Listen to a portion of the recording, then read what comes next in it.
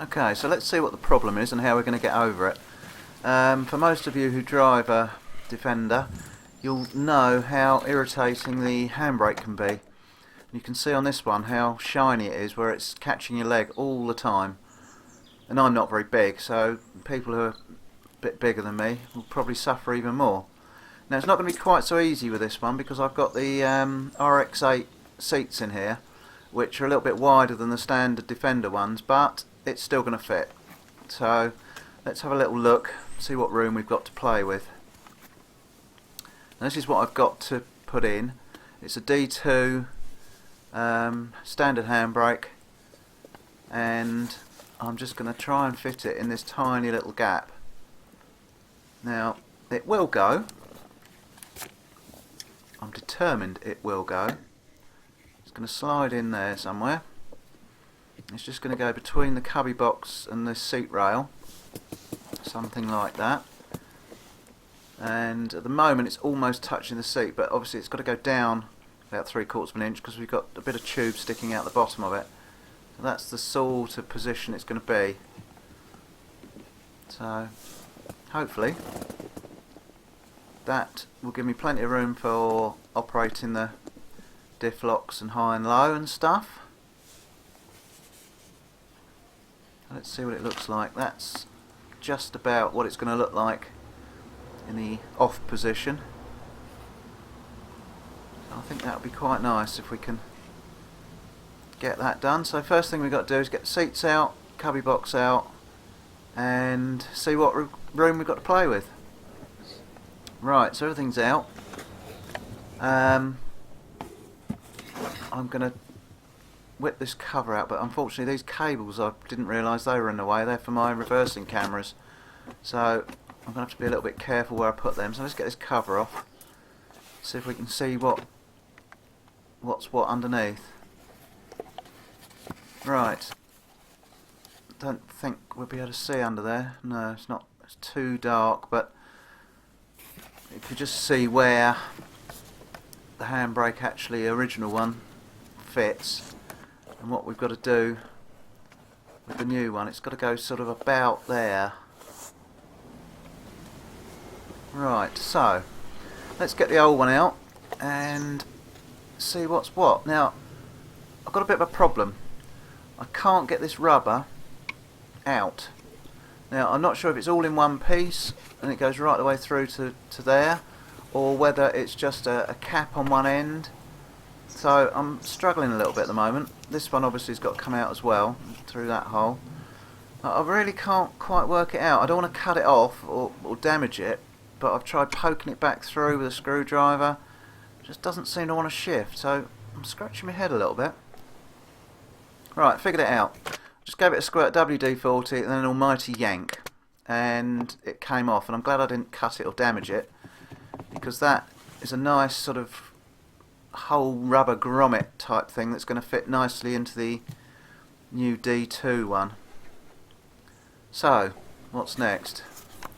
Cut the holes. Unfortunately this one I've had to enlarge along the front there, because the tube that comes out the bottom of the handbrake here, you can see it points forwards or backwards, and it was difficult to work out where the hole needed to be. I thought I was going to eyeball it, but obviously I couldn't. Anyway, elongated it a little bit, and now it fits in a treat. All the holes line up a treat. So we're going to dry fit it and see if we can get everything to line up.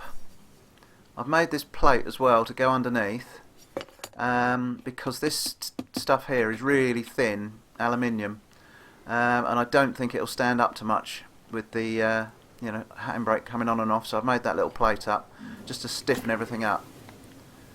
Right, got it all through, and you see that rubber goes in a treat, absolutely fits pucker. But I'm a bit short on my cable at 1/2 inch, but I've got at least 1/2 inch here on adjustment. So just going to get a bit of WD on there, loosen that lot up, and see if I can gain myself 1/2 inch. I think I should be able to quite easily. Right, gained my 1/2 inch, put my pin in, dry fitted it, just quickly spun some nuts on the bottom of these bolts just to see if it's going to fit. drilled a hole in the back here for the cable, about 10 or 11mm hole, and I don't know if you can just see the cable. I ran it underneath that big cable that right in front of you.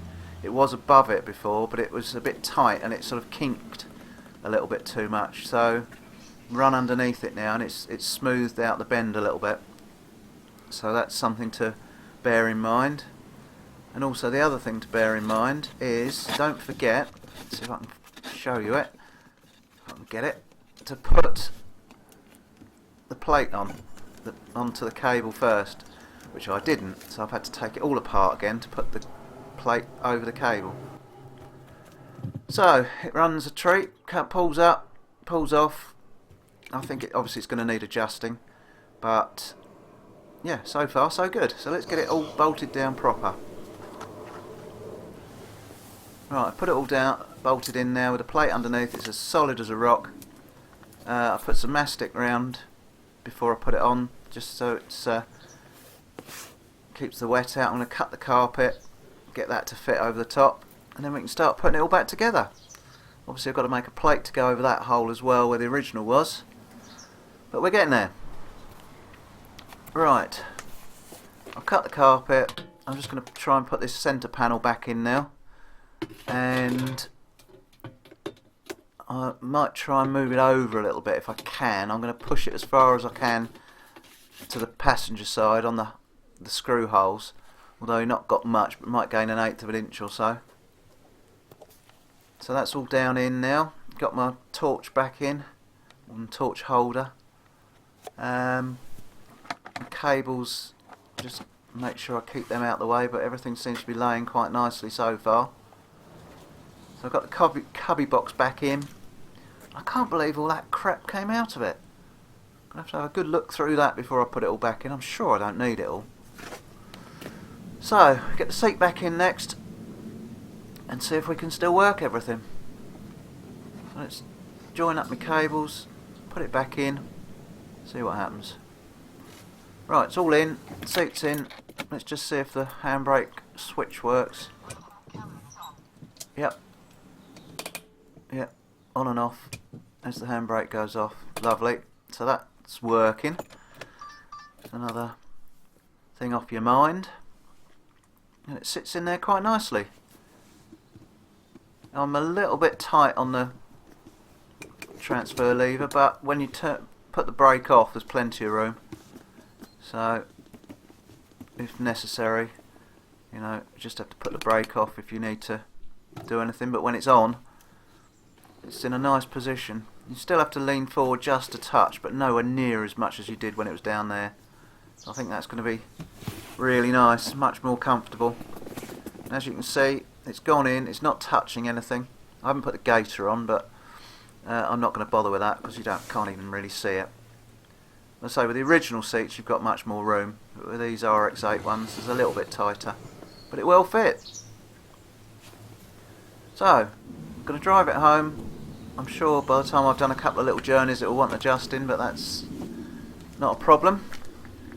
I've put a cover over that hole, just made it up a pattern off the original handbrake, bolted it back in. I've got some sound deadening carpet at home. I'm going to cut a little patch and glue that on just to tidy it up a little bit more. Other than that, I'm pleased with that so far, so we'll give it a run. Hopefully that will solve a few problems, give me a bit more leg room, and save me having to keep bending forwards all the time. So thanks for watching, catch you on the next one.